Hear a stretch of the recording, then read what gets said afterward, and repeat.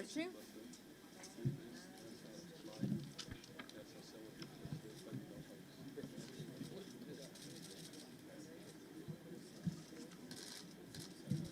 Boa tarde a todos. Boa tarde a todos. Eu quero agradecer a presença de vocês e anunciar que estou aqui ao lado do engenheiro Carlos Rocha e do jurista Marcelo Bessa, advogado, ambos contratados pelo PL. Muito de vocês deve estar se perguntando por que eu resolvi pedir um relatório sobre o processo eleitoral.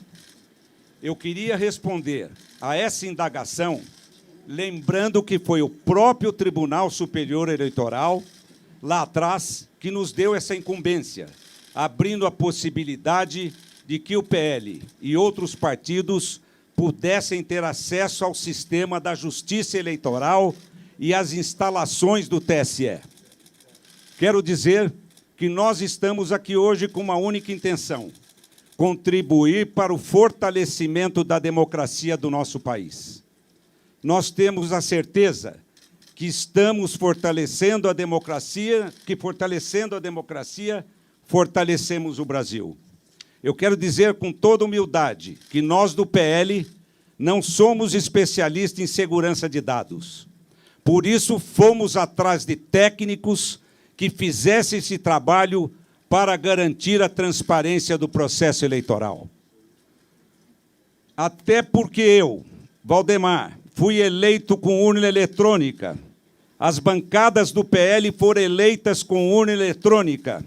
Então, é natural que se peça um trabalho de fiscalização para que não fique nenhuma dúvida em relação ao nosso sistema eleitoral.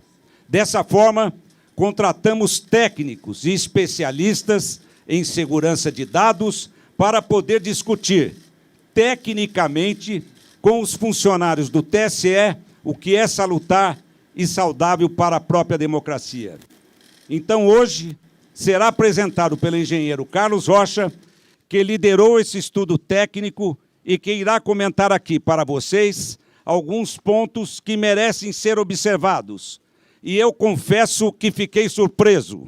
Repito, esse relatório não expressa a opinião do Partido Liberal, mas é o resultado de estudos elaborados por especialistas graduados em uma das universidades mais respeitadas do mundo e que, no nosso entendimento, deve ser analisado pelos especialistas do TSE, de forma que seja assegurada e resguardada a integridade do processo eleitoral, com o único intuito: fortalecer a democracia para fortalecer o Brasil.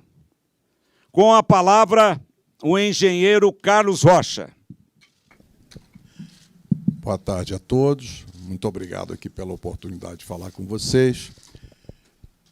Em primeiro lugar, eu gostaria de destacar que esse ano nós tivemos um avanço muito grande, liderado pelo TSE, na transparência eleitoral. E é um processo de avanço. Foi criada a Comissão de Transparência Eleitoral, o Observatório de Transparência Eleitoral, e no dia 1º de agosto nós tivemos lá na primeira reunião do encontro das entidades fiscalizadoras. Naquele momento, recebemos, inclusive, vários documentos, sendo que um dos documentos muito interessante, muito bem feito, é o glossário das eleições informatizadas de 2022. E nesse documento, então, estão descritas as funções dos diferentes arquivos que são gerados pela urna eletrônica. E agora, logo após o final do segundo turno, no dia seguinte, o TSE, numa ação de transparência extremamente positiva e de uma maneira pioneira, publicou os 3 arquivos no portal de resultados do TSE. E nesse portal, então, para cada sessão eleitoral aparecem 3 arquivos. O boletim de urna, cuja função é permitir às pessoas conhecerem os resultados de cada sessão e, eventualmente, fazerem testes na totalização. O segundo arquivo, que é o RDV, é o Registro Digital do Voto, que tem como fim, segundo o TSE, permitir uma eventual recontagem, um arquivo que registra todos os votos. E o terceiro arquivo que o TSE nos liberou foi o log da urna, que, segundo a orientação do TSE, é um elemento importante de auditoria para os partidos políticos e para as entidades fiscalizadoras. E o que aparece nesse log de urna? É como se fosse um diário, né, de todas as atividades que cada urna eletrônica realiza, desde a sua preparação no TRE até o final do segundo turno. Imaginem vocês um diário em que cada linha registra uma atividade. Então, para o registro de cada atividade no log de urna de cada equipamento, o programa que constrói esse log, ele lê dois dados, duas informações diretamente do hardware da urna. Ele lê, digamos assim, a estampa de tempo, que é data, hora, minuto, segundo, e também lê o número de série da urna, que é chamado no TSE de código de identificação da urna. E é muito importante que essas informações estejam todas corretas, porque são essas informações que garantem a associação daquela atividade, daquele registro de atividade com o hardware, com aquele equipamento físico que realizou aquela atividade. E é importante destacar o seguinte: o nosso trabalho técnico de engenheiros, a gente faz isso para outras organizações do setor privado, e quem audita constrói, quem audita procura sempre colaborar com a organização auditada, e, no caso aqui, é nosso propósito contribuir com o aperfeiçoamento do sistema e ampliar a confiança, seja dos eleitores, seja dos candidatos, em todo o processo eleitoral. Então, esse é o nosso objetivo.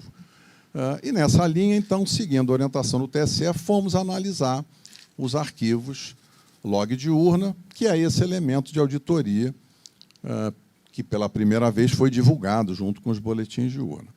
E como é que a gente fez isso? A gente foi buscar uma plataforma inteligente de dados, usamos também plataforma planilhas Excel, mas como as tabelas são muito grandes, foram construídas duas grandes bases de dados, uma com todas as linhas de todos os boletins de urna, para fazer análise de registro de votos, e a outra tabela, uma grande tabela, com todas as linhas de todos os arquivos log de urna, de todas as urnas. São mais de 472 mil urnas. Ao montar essa tabela, aí surgiu uma ocorrência, que foi que nos chamou a atenção.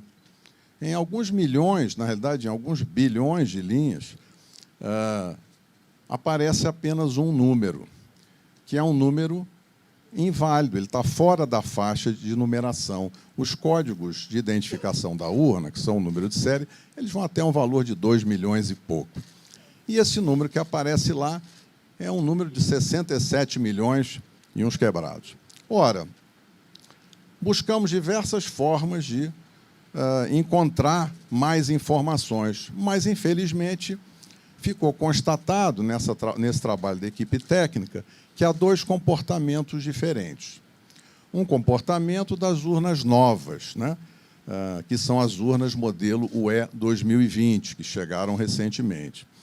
São pouco menos de 193 mil urnas. Está mais ou menos 40,8% de todas as urnas.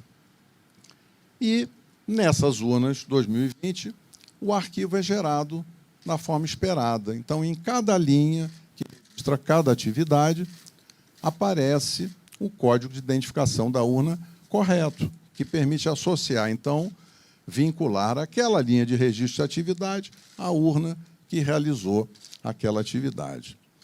Quando nós fomos analisar as urnas antigas, que são as urnas de modelos de UE 2009 até UE 2015, essas urnas têm pouco mais de 279 mil urnas, o que dá 59,2% do total das urnas. Nessas urnas, infelizmente, encontramos esse número inválido na quarta coluna do log. Esse é um indício muito forte de falha, de mau funcionamento da urna, porque é impossível associar o registro de cada atividade ao hardware, ao equipamento físico que teria gerado aquela atividade. Isso, evidentemente, se tornou um problema, porque é muito desagradável ter esse indício de mau funcionamento, porque gera incerteza agora nos dados que são gerados por essas urnas. Por isso é que nós gostaríamos de interagir construtivamente com o TSE e avaliar com eles. Existe lá uma previsão na resolução que abre a fiscalização, que é para se fazer, exatamente quando ocorre um evento extraordinário, se fazer uma verificação extraordinária após o pleito, e é isso que a gente espera fazer na sequência dessa descoberta. Um outro tema para finalizar é que surgiu uma outra ocorrência, que também é uma ocorrência importante, porque descobriu-se que existem urnas que travaram, assim como o nosso celular trava, assim como o computador trava, e quando acontece isso, a gente precisa, muitas vezes, desligar e ligar de novo. E isso aconteceu com urnas eletrônicas. Então, urnas travaram e foram desligadas no meio do período da votação, na chave, possivelmente o mesário fez esse desligamento, e foram religadas para que a urna voltasse a funcionar. Isso não seria um problema se não tivesse ocorrido uma violação do sigilo do ato de votar. Porque o que acontece é que, na hora que a urna trava, e em diversos momentos isso aconteceu durante a votação de um eleitor, quando esse erro ocorre, a urna trava e aí registra no log uma linha de atividade com a mensagem de erro, mas que expõe os dados pessoais de eleitores, de duas formas. Seja no nome completo do eleitor, em algumas ocasiões, em torno de 200 ocorrências, seja expondo o número do título de eleitor daquele eleitor que estava votando no momento em que a urna travou. Ora, esse ponto é um ponto muito sensível, porque o sigilo da votação e o sigilo do ato de votar é um direito constitucional. Então, na hora que a gente identifica uma ocorrência que viola o sigilo do ato de votar, esse é um tema que traz muita preocupação. Então, será muito importante trabalhar com os colegas do Tribunal Superior Eleitoral para averiguar o que poderá ter causado esse tipo de ocorrência. Mas o que na realidade, resulta dessas duas ocorrências, tem outros indícios e, possivelmente, aí o relatório técnico vai ser divulgado, vocês vão ver dados mais detalhados sobre a análise que foi feita. Mas a gente resolveu falar para vocês, nesse tempo curto, dessas duas ocorrências. Então, finalizando, uma ocorrência é em cada linha de registro da atividade de funcionamento da urna. Em todas as urnas, modelos antigos, o código é inválido. Então, é impossível associar aquela atividade com a urna que realizou. Isso, então, é um indício muito forte de que há um problema nos programas. Esse problema pode ter diferentes causas, o relatório entra nesse detalhe. E o outro ponto é essa ocorrência da violação do sigilo do ato de votar. Então, acho que esses são os dois pontos. Eu encerro aqui a minha observação. Quero cumprimentar aqui nosso líder no Senado, o Portinho. Quero cumprimentar também o Atineu, nosso líder na Câmara. Quero cumprimentar o Magno Malta. Nossos deputados estão aqui, vários deputados que vieram aqui, o Gustavo, que veio aqui nos prestigiar, General Girão e muitos deputados, o Luiz Lima. Quero agradecer a presença de todos. E quero passar a palavra agora para o advogado Marcelo Bessa. Boa tarde a todos. Eu vou tentar ser bem breve para explicar as razões jurídicas que levaram o partido... Estão vendo melhor? Vou tentar ser bem breve para explicar as razões jurídicas que levaram o Partido Liberal a ingressar com esse pedido perante o Tribunal Superior Eleitoral. Em razão desse relatório técnico gerado pela equipe que foi contratada pelo Partido Liberal para auxiliar no trabalho de fiscalização do sistema eleitoral e do processo eleitoral, o que é, inclusive, uma missão institucional de todos os partidos políticos, até por força da da legislação e da resolução 23173 do Tribunal Superior Eleitoral, esse relatório gerado apontou inconsistências nas urnas fabricadas anteriormente ao ano de 2020. Essas inconsistências são recorrentes em todas estas urnas. Com relação às urnas fabricadas em 2020, essas inconsistências não existem. Segundo foi apurado pela nossa área técnica contratada, essas inconsistências não permitem atestar o resultado ou que aquelas urnas efetivamente registraram o resultado eleitoral ou o voto à vontade do eleitor.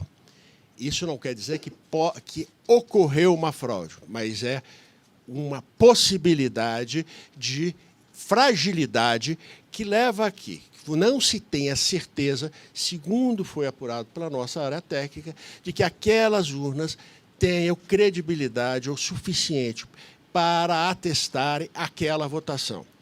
E o que aconteceu também foi isso, é um dado relevante técnico que levou ao Partido Liberal a essa. O que levou o Partido Liberal a essa decisão foi que nesses erros que são recorrentes nessas urnas de de fabricação anteriores a 2020, que nessas urnas o resultado eleitoral aponta a vitória de um determinado candidato, o candidato Lula, num percentual de 52% contra 47% do candidato Bolsonaro. Por outro lado, nas urnas novas, em que é possível a certificação plena do resultado eleitoral, segundo a nossa área técnica, segundo o relatório que nos foi enviado, esse resultado é diferente. Nesse caso, o candidato Bolsonaro teria 51%, pouco mais de 51% dos votos, e o candidato Lula teria 48,95% dos votos. Há, então, dentro de um dado objetivo, uma discrepância de resultados que, então, com base na resolução do próprio Tribunal Superior Eleitoral, fizemos uma representação para que o Tribunal Superior Eleitoral instaure e aprofunde um estudo para verificação da existência desse mau funcionamento e, em verificando que efetivamente houve esse mau funcionamento, que daí aplique as consequências legais que entender necessárias. Então, o que o Partido Liberal fez foi apontar as inconsistências, segundo o que foi apurado pela nossa área técnica, e essas inconsistências, como elas levam a resultados discrepantes, e esta é a função de qualquer partido político no processo de fiscalização, o partido levou a esses fatos ao Tribunal Superior Eleitoral e pediu as providências legais daí decorrentes. Muito bem, Marcelo. Quero agradecer a atenção de todos, e agora o Altineu vai dar entrevista para vocês aí que vocês precisarem. O Altineu Cortez, nosso líder na Câmara. Boa tarde a todos.